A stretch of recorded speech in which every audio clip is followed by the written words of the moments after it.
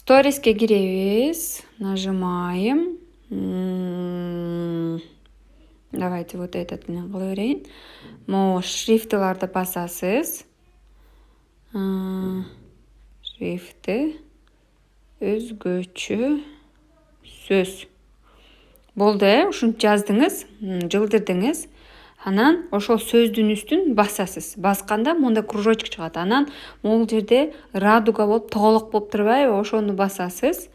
Но ага чейин могу сөзүңүздү кечке экранды басып турсаңыз эме деп чыгат.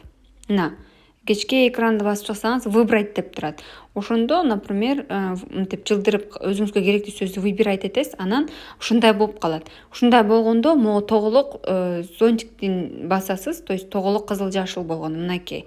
Анан бул жерде мондай сүрөттөр, эмелер акварель чыгат.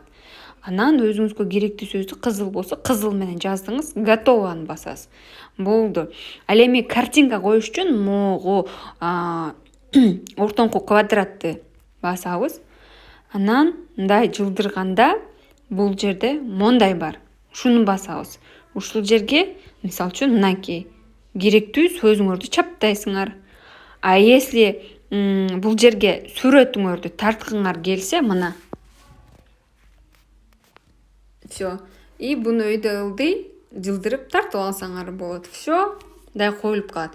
Эгер бул функция жок болсо, анда Instagram силерге өзү бере элек.